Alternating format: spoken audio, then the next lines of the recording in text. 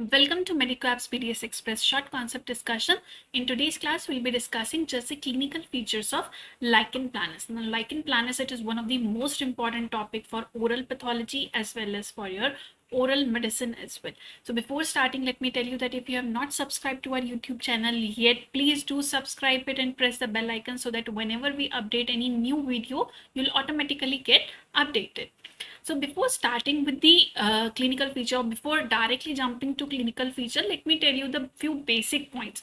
So lichen planus, it is one of the, you can say, inflammatory disease of the skin and oral mucosa. Etiology is not yet clear, but it is said that it is T8 mediated autoimmune response.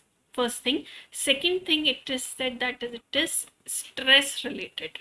Okay, now this lichen planus, the terminology, it was first given by Erasmus Wilson in the year 1869.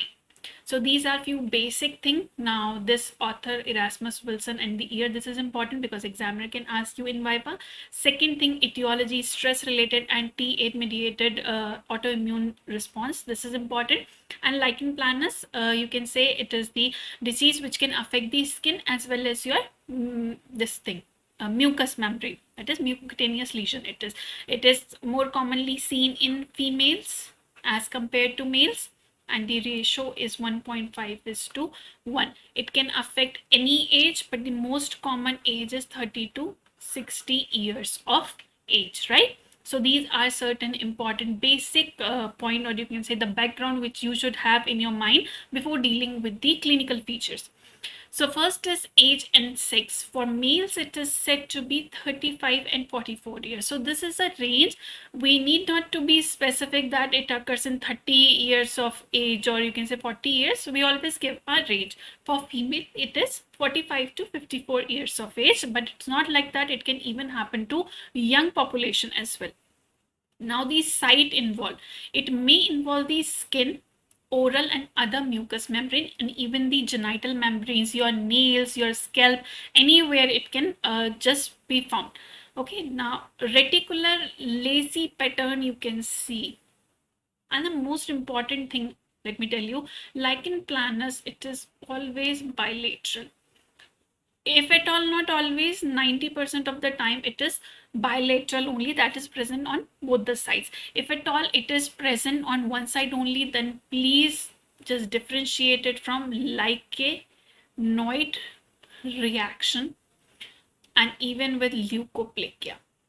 Now the basic difference between leukoplakia and lichen planus is leukoplakia, it is always habit associated, but lichen planus, it can occur in patient who are not having any sort of any history or any habit.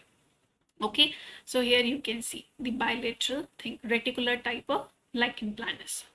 Then coming on to next thing, the important symptom is intense pruritus, that is itching. Okay, you can see the lesion on the hands, right, and islands. Then sign, flat topped, shiny, polygonal, right?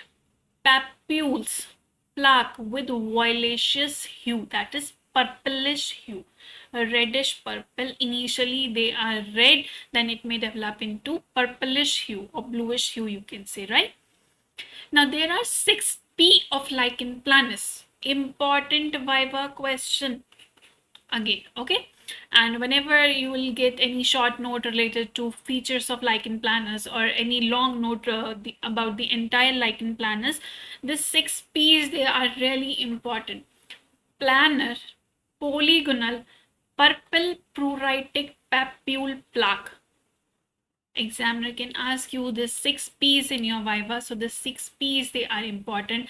This is papular type of lichen planus. You can see the papules. This is reticular type of lichen planus.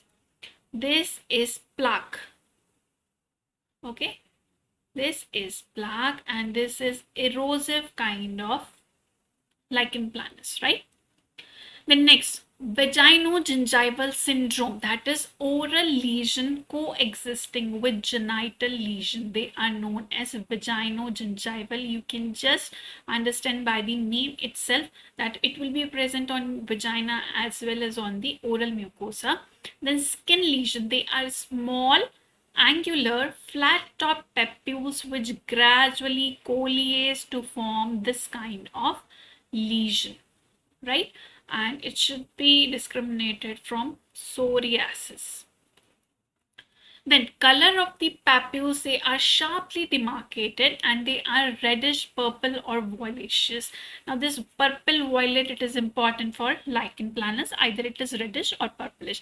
Now there is something really important, Wickham stripe. Question can be asked that in which disease this Wickham stripe is seen, and that is lichen planus. It can be seen on skin and it can be seen on oral mucosa as well. Now they are the fine line grayish lines which cover the papule. So this they are talking about skin. But in oral mucosa, when two reticular lines they intersect each other, this point is known as, okay, so my pointer is not exactly working. This point is known as Wickham stripe. So this is for oral mucosa, and this they are telling about the skin. So do not get confused. Now there is something called Koebner phenomena, again an important phenomena. Fresh lesion may appear on other side. With the friction, mechanical friction, or if you are scratching, what will happen? The new lesion will develop there.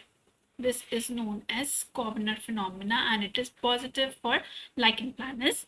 Then there is Graham-Little syndrome and Greenspan syndrome. Again, highly important for your viva.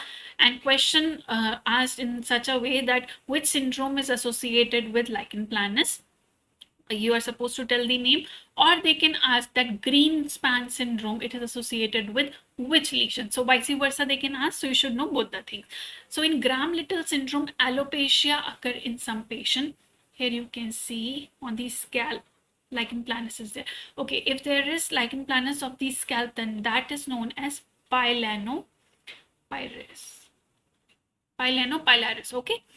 And the second is Greenspan syndrome. So this syndrome, it is really important even for PG students. You should know that it's a combination of lichen planus, diabetes mellitus, and vascular hypertension. If at all these three things they are present in any patient, then they are known to have this Greenspan syndrome. So this was all about the lichen planus, and if you have not subscribed to our YouTube channel, please do subscribe it and press the bell icon. And apart from this, we are even posting updates on the WhatsApp group, so you can just directly press this link www.medicoapps.org/groups. And guys, there are limited seats and we are providing updates related to your year. Like if you are a first year student, we'll be providing content related to your first year. Similarly for second year, third year, and for interns, we are just providing the clinical updates and the important updates which are related for your clinical thing, right? So if you have not subscribed, please do subscribe, and even you can just subscribe on this WhatsApp group as well. Hope you have liked the class. And this lichen planus, it is one of the very important topic for a BDS student, for an MDS student, for both the things. Okay, and lichen planus, again, it is one of the high yield topic. Lot many questions can be asked on this lichen planus. So it is not possible to cover the entire topic in one go. So for this reason, I have break the topic like definition, etiology, etiopathogenesis, you can say, then the clinical features, the systemic features, and the treatment plan. Okay, so next class we'll be dealing with the treatment plan for this lichen planus. Hope you have liked the class. Thank you.